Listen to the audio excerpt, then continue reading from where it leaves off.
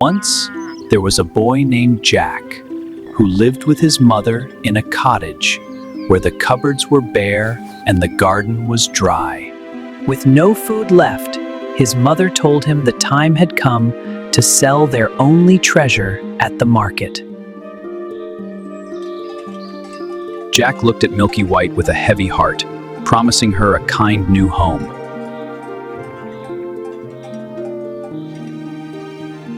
And so, they began the long walk to town, fatherless and hungry, but hopeful. The woods were deep and quiet, filled with the sounds of a world Jack rarely saw.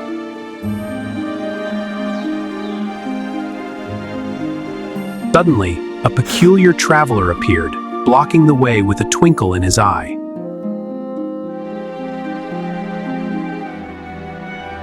"That's a fine cow you have there," the man said.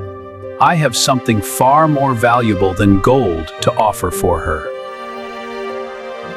Jack hesitated, explaining that they needed silver to survive the winter.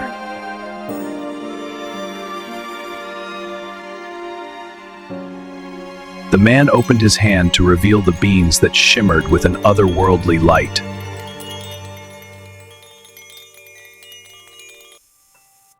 Jack had never seen anything so beautiful. He felt the magic calling to him.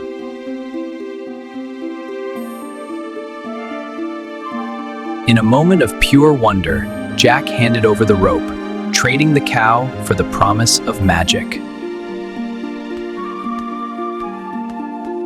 One by one, the beans fell into his palm, humming with a secret power.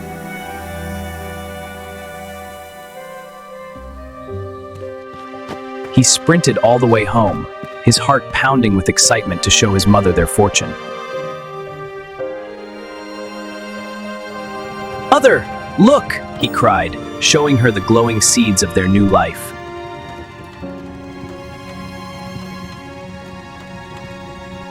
But his mother did not see magic. She saw only a foolish boy who had traded their last hope for junk. In her grief and anger, she snatched the beans away, tears of frustration in her eyes. She flung them out into the dark, barren garden, sending Jack to bed without a morsel of supper.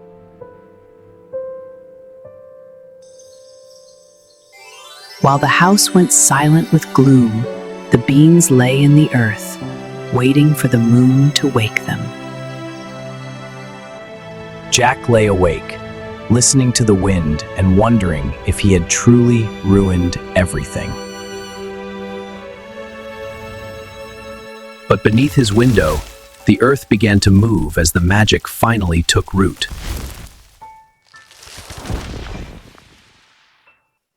A massive vine erupted from the ground, twisting and climbing higher than any tree had ever dared. The morning sun was blocked by a wall of green. Jack rubbed his eyes, unable to believe the sight.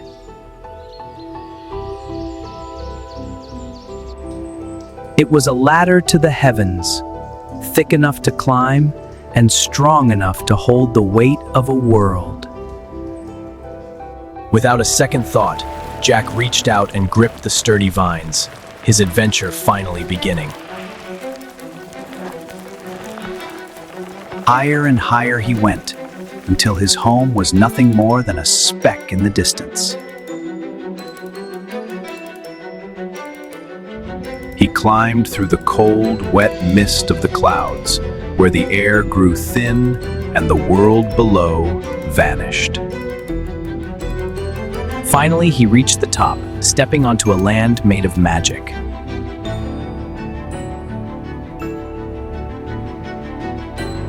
Before him stood a castle so vast that its gates reached the sky, cast in the shadow of a mountain.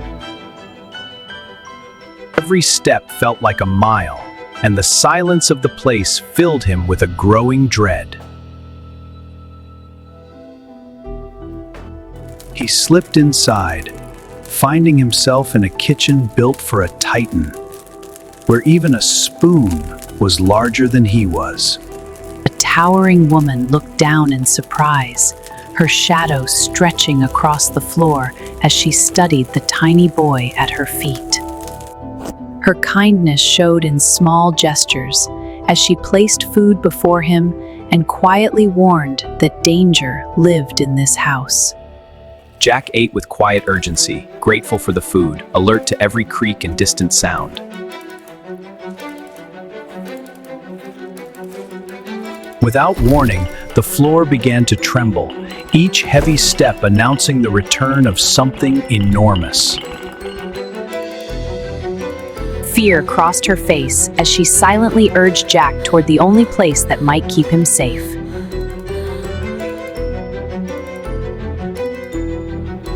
He slipped into the darkness, trusting the silence to protect him.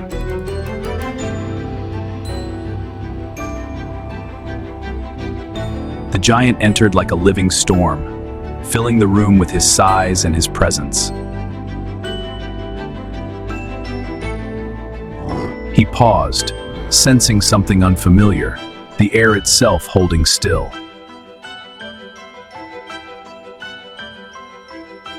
His familiar chant rolled through the room, heavy and threatening, as he searched for what did not belong. From the narrow crack of light, Jack watched and waited, steadying his breath in the quiet dark.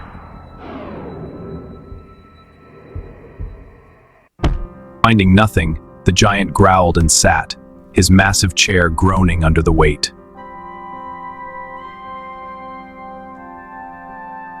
He devoured his dinner with a savage hunger, oblivious to the small guest watching from the oven.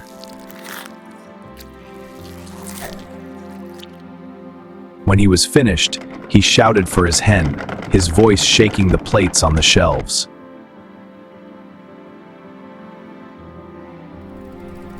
His wife brought out a small brown bird and placed it before him on the vast wooden table.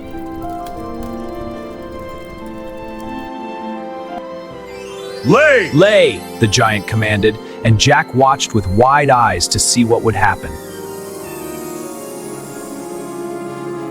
To his astonishment, the hen produced an egg of pure, shimmering gold that lit up the room.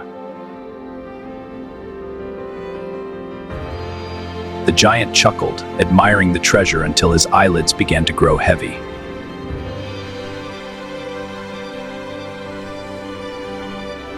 Soon, a thunderous snore filled the kitchen, signaling that the master of the house was deep in slumber.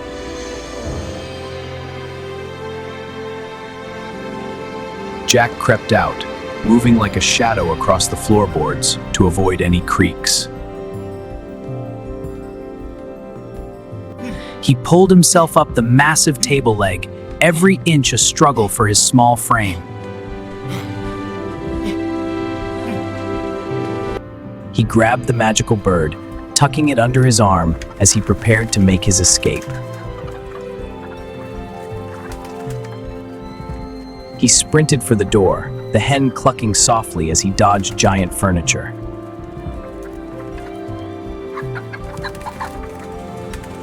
He reached the clouds and threw himself onto the vine, descending as fast as his hands would allow. The wind whistled past his ears as he tumbled toward the safety of the ground below.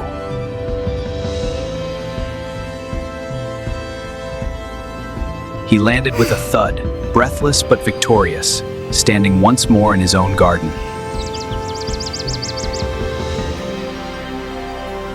His mother ran to him, weeping with joy to see her son return from the heavens. She embraced him tightly, her tears of relief falling freely. At last, he was home. When the hen laid a golden egg for them, they knew their days of hunger were finally over.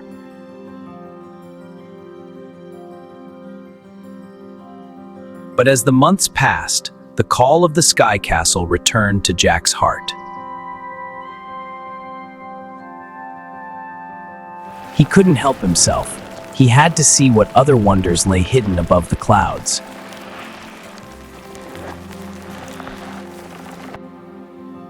He returned to the kitchen, more cautious this time, knowing the danger that lived within. Again, the thunder of footsteps returned, and the giant's roar shook the very stones of the castle. Jack dove into a cupboard, hiding among the giant jars of spices and grain.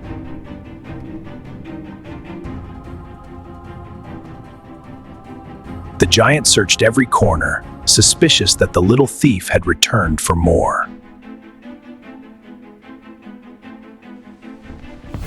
At last, he sat and pulled out bags of silver and gold, counting his riches with a greedy sneer. Jack watched the mountain of coins, enough to feed 100 villages for 100 years. Exhausted by his greed, the giant fell into a deep, rumbling sleep beside his gold.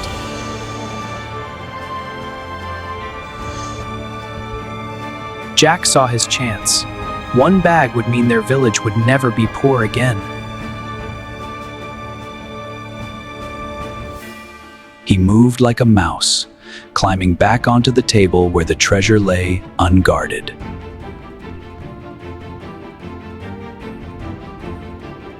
The bag was heavy, a burden of solid gold that tested every ounce of his strength.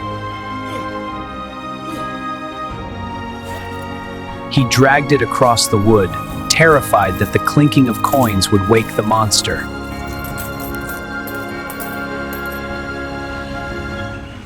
He tumbled down the vines, the weight of the gold threatening to pull him off into the void. When he reached home, they poured the gold out like a river, knowing they were finally safe from the cold. Years passed, and though they were rich, Jack could not forget the magic he had left behind. One final time, he climbed into the heavens, seeking the greatest wonder of the giant's hoard. He hid in a washtub, peering through a crack as the giant entered, more furious than ever before. The roar was so loud it cracked the windows. The giant was searching for the thief who had stolen his gold. His eyes burned with hatred, but Jack remained perfectly still, hidden by the shadows.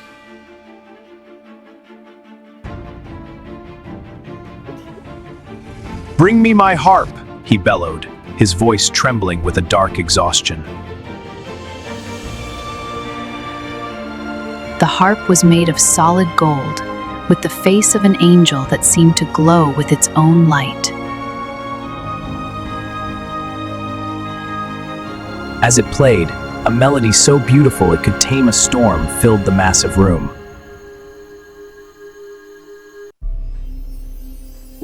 Even the giant's rage was no match for the music, and soon he was snoring once more. Jack slipped out, mesmerized by the harp, knowing this was the most precious thing of all. He lifted the instrument, feeling the magic humming through the gold into his very soul.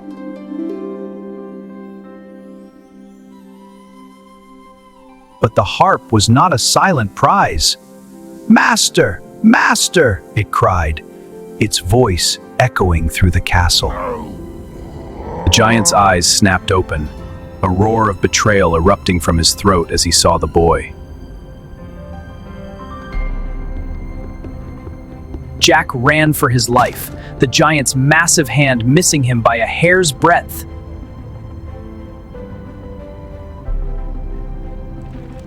The castle shook as the giant gave chase, his rage threatening to bring the very walls down.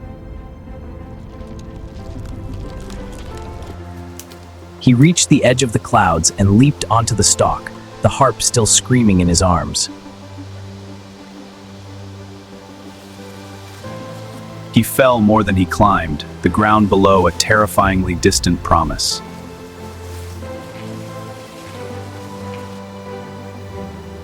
Looking up, Jack saw the giant's massive form following him down, the beanstalk groaning under the weight. Jack steadily came down, and fast, as the giant's boots smashed through the clouds above him. He hit the ground and rolled, his lungs burning and his hands raw from the climb.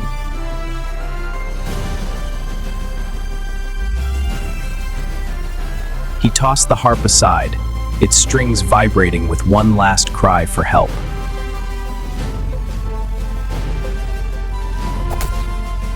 He snatched the axe, his muscles tensing for the strike that would decide their fate.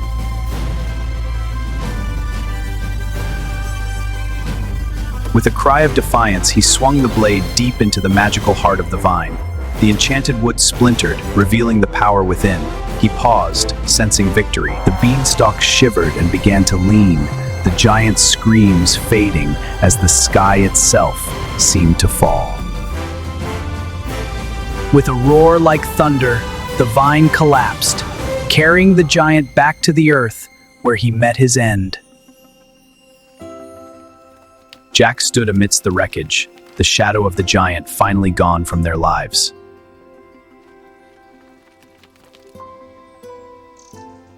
His mother held him close, grateful for his bravery and the peace. And so they lived, surrounded by music and light, a boy who had touched the clouds and found his way home.